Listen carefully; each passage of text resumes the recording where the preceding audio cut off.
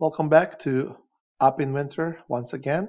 And in this second part of the mini golf video, we're going to program the button and we're going to change the Z property. As you can see right now, the golf ball goes behind the picture, behind the avatar, because all of these components, the golf ball, the hole, and the image sprite, they have the same Z property. Again, it goes behind. We want to change that.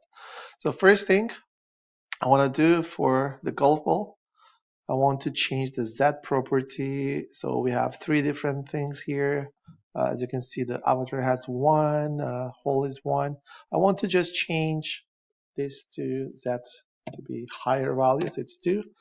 And let's see what happens now. So it's going to refresh.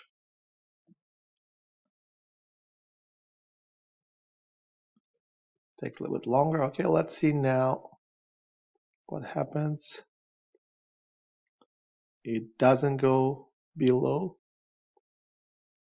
And also here it goes on top of that, right? Of course, we still have collision between the ball and the avatar, or between the ball and the hole. We'll do that in part 3. For now, I can just program the BTN new game button. So I'm going to go to the blocks, and then this is from the old program, so I can delete all this here.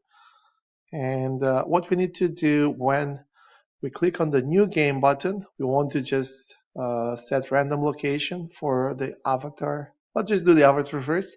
So the avatar is actually image sprite. We need to just scroll down, and we just want to have random X and Y position.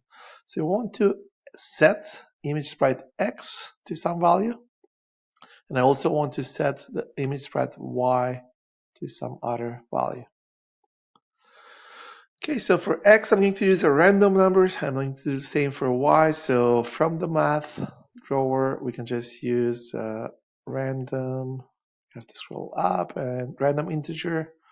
And let's say we can just use number between, just type 100 to maybe 250. That's for X. Now we'll do the same for Y. So I can just right click, duplicate, and do this also for Y. So this should now be good. Let's go back to designer and let's click on new game. As you can see, every time I click on new game, it's going to a random location, the avatar.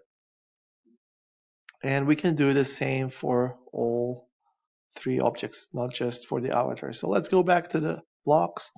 Now we can do exactly the same for, let's say, the golf ball. And actually, let's just do the hole. The golf ball is moving anyway. So for the hole, again, scroll all the way down almost, and then we can set hole X. And then also we need to set the hole Y. That's the X and Y properties. Again, I can duplicate this, but I'm going to change the values. Again, duplicate, attach here. So let's say the hole can be any number between 0 and 200. And also for Y, we can do 0 to 200. Okay, let's go back to the designer and emulator, so new game. And as you can see, we are just changing. We have random location for both the avatar and the hole. We can also add that for the ball, but for now we're going to finish this video.